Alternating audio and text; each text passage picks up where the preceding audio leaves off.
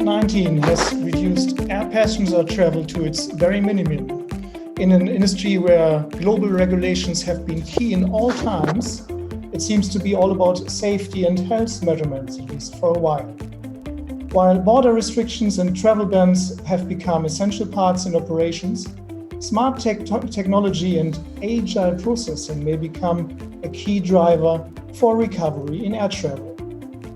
So let's talk about health technology and new forms of innovation, about reliability and trust, and last but not least, again about passion and new forms of wanderlust, and how to get all this back on air. Let's have a healthy debate, and please welcome Rafael Schvartzman. He's a Regional Vice President Europe of IATA, and Sergio Colella, President Europe of SITA.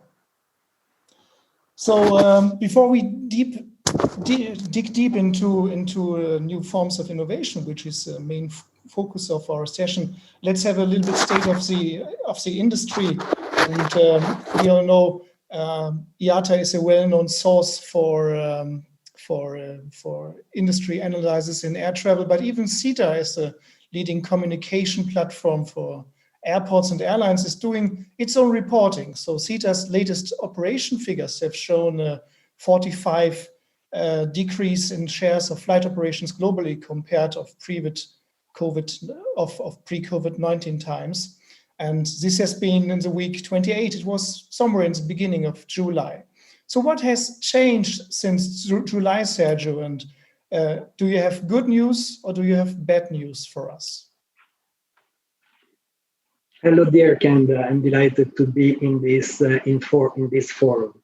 So maybe some figures, as you said. You referred to weeks early July, and as you know, SITA bridges, I would say, the vast majority of the industry data. So we have more recent data to share, which shows an increase in the traffic, but is an increase which is, in terms of movements, probably not as high as we would have hoped. So if we look at the last week of August, the domestic traffic is recorded at approximately 56% of the total capacity. So increasing by a few points since the beginning of August. When talking about international flights, this is much lower. So international flights, it's around 26% utilization and flight movements versus the total possible capacity that was used until early 2020. So clearly, while it is becoming slightly better, we have a traffic which is not getting as fast as we would have hoped to levels that were pre-crisis. So the lessons of that is probably that we need to adapt to the new normality, and we need to continue to work looking at the future at making sure that we have health measures that are implemented and that we allow the passengers to travel in a safe way, which the industry is adapting to. And that new normality would be very interesting to exist, and it's already being put in place. We come to this later, and indeed, even in air traffic, we have a faster recovery in domestic travel, as it seems, than in international flights. No surprise, but interesting to hear, even from the airline industry. Rafael, you release your industry figures on your start page, on your homepage on IATA.org, so it's easy to find out. It's a total loss estimated for this year of about 84.3% billion US dollar. The demand might go down about 54%, and we have so far until July 7.5 million flight cancellation. Don't know if you want to add any current figures, so let me start with a forward-looking question instead. What are the most important points of influence for speeding up the recovery in air traffic? Yeah, Dirk, thank you first for having me here. Yeah, well, I guess already Sergio mentioned, and our figures are clearly showing very weak demand at this stage. I mean, in terms of RPKs, we're seeing so far almost an 80% reduction, right, compared to 2019. So again, you already highlighted the amount of potential loss for the industry. Now, very importantly, you said, well, how can we look into a recovery, right? Predict a bit the recovery. Obviously, when the crisis started, we were hoping for obviously a faster recovery. We have to take into consideration this crisis is the biggest ever crisis air transport has had. So obviously, the previous crises are not necessarily a good example. So now we're seeing 2024. Now, the first thing, very importantly, to restart is obviously the implementation of the guidance that ICAO on one side, but very importantly in the EU side, obviously EASA and the ECDC, which came very early. I would say that has been done quite well. We work very closely with ACI or the airports. We work very closely with all the value chain in implementing those. So that part has been done quite well by the industry, I have to say. And then the important thing here is obviously we talk about just now demand and the situation overall. If we want to recover, we need to have a coordinated and harmonized approach to this. And we've seen this. I mean, in spite of having this really good implementation, at least I can say from the EU side, EASA was one of the first coming up with these guidelines with ACDC. There has not been major issues in implementing them, okay? The major issue has been the lack of coordination, the lack of clarity, the lack of consistency, and the harmonized way you evaluate opening and closing borders, the implementation of quarantine. So this, I think, if we are able to take a coordinated, harmonized, and obviously standardized approach to this, we should be able to recuperate faster. But obviously today, the numbers show that we don't expect to get to 2019 levels until 2024. So let's dig down a bit here. So of course we do have clear regulations, especially in Europe, clear safety guidelines, no doubt about it. On the other hand, I feel we have a lack of trust and reliability on the passenger side. So how to bring back convenience and safety to travelers? Rafael, you mentioned collaborations already. Is there a lack of community work in bringing informations together? And what's next on your agenda here? Well, in terms of you're talking a lack of, lack of the attitude of the passenger or the demand side or the trust. I think we have seen clearly once Europe decided to open up, people started traveling, right? I mean, I think the clear impact of the constant opening and closing and unpredictability of opening and closing borders and those restrictions were the ones that actually impacted the demand. People do want to travel. Aviation continues to be an extremely safe environment. I also have to say, I think we also been saying clearly that, as you know, that air travel is quite safe. I mean, the measures being taken in place, one, but the other is aircraft, are quite safe environment in terms of, we have these EPA filters, we have the fresh air being injected into the cabin. Actually, just to this week, actually, IATA have been together with Boeing and Airbus reviewing a study they have done.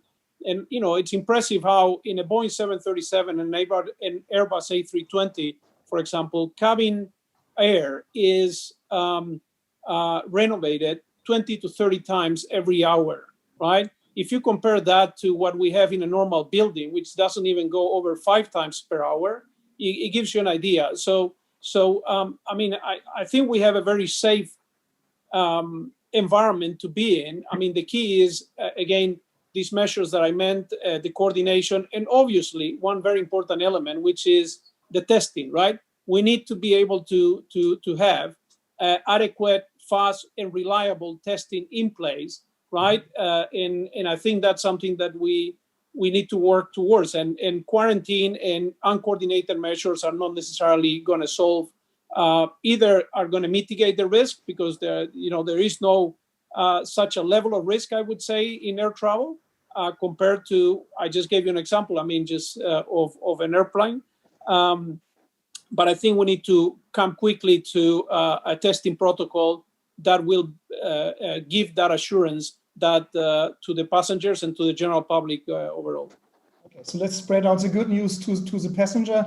On the other hand, we see a lot of confusion on the passenger side in all forms of the customer journey, beginning from travel planning, afterwards check-in, and of course the debate about health and safety in the plane as well, middle seat debate.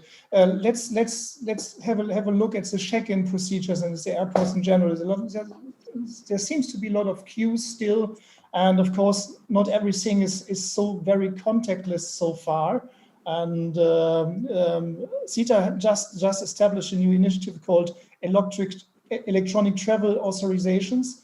Sergio, can you please explain a bit what this will be look like and how this might give value to our industry? Yeah, absolutely, with pleasure. You know, in a nutshell, I think that what will be excellent for our industry is to increase the collaboration and to increase the digitalization.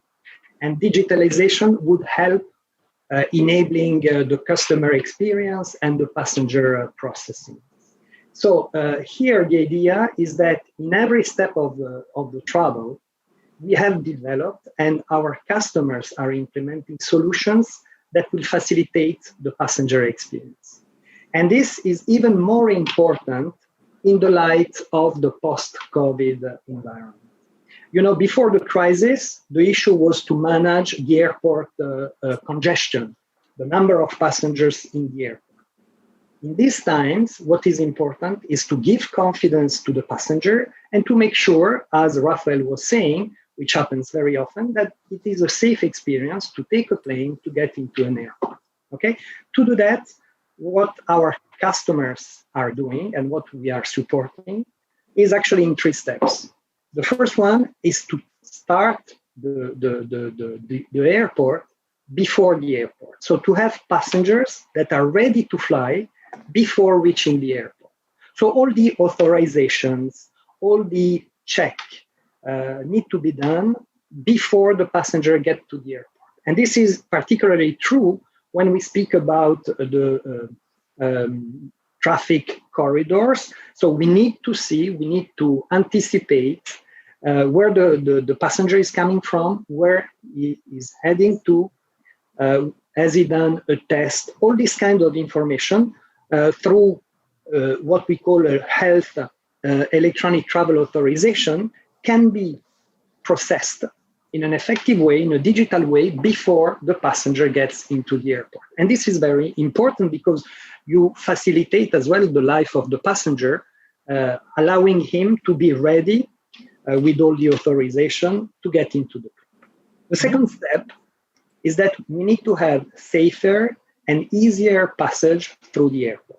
And this is a passage that should be touchless, as much digital as possible.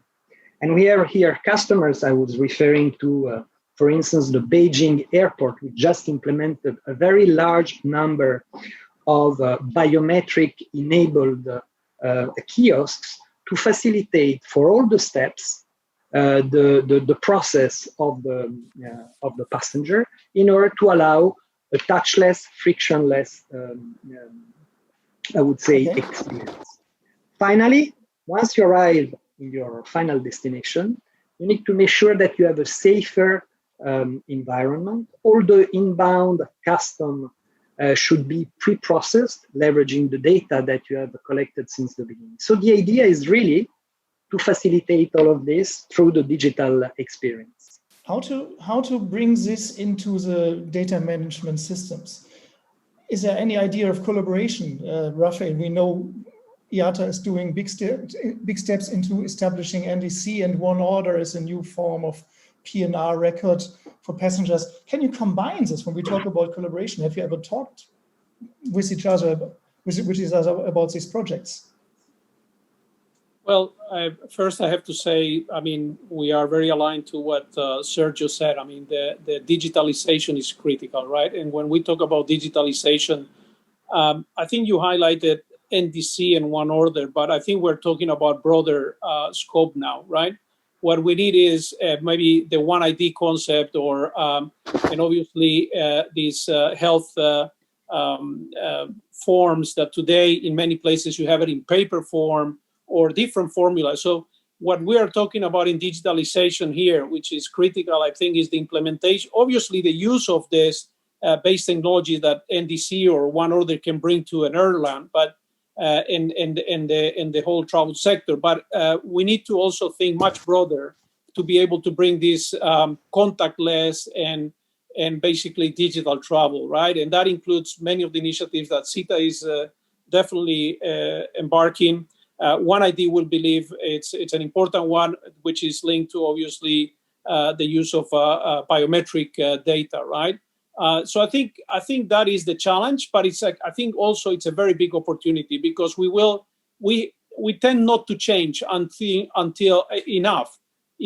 we have something very radical happening to us. And I think now we have a very good opportunity under this crisis to implement those initiatives that we tend to be hesitant, because it needs and requires global collaboration and coordination. Because again, when we talk about the initiatives that I'm highlighting or Sergio did highlight, they require global approach. It cannot be done on a national level only. So I think this is a bit what we are pushing for, and we believe it's a historical opportunity, I would say, to do that now. Okay, thank you, Rafael. We do have a question from the audience. Kevin, it's up to you. Hi, I guess this is a question for you, Rafael, at IATA. It's a question from someone in the audience. They ask, is IATA in conversation with governments to try and encourage a coordinated approach to borders, testing and quarantine policies? And I suppose a natural follow-up to that is, the WTTC and 120 CEOs last week were making a very coordinated plea to G7 and lots of other countries for some kind of coordinated state help. I mean, how confident are you that states will listen to the industry in aviation in particular to get some support that many believe is sorely needed?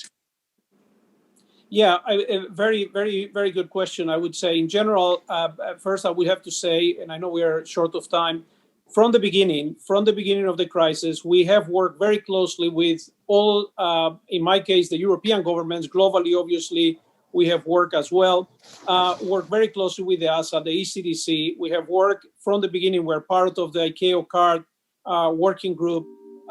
So we have been working closely with authorities. Now, very importantly, we need to realize here, the element that we didn't, take into account, which we need to involve, is the health authorities as well. And we're doing that. But obviously, that is an element that wasn't part of the discussion in the health, in the overall transport sector before. So, but we are working very closely as WTTC, UNWTO, and all the stakeholders as well. Thank you so much, Rafael. As an airline operation, we should be on time. So thank you so much, Sergio Colella and Rafael Schvartzman, for the new realities in air travel you delivered us. It was a pleasure. Thank you very much.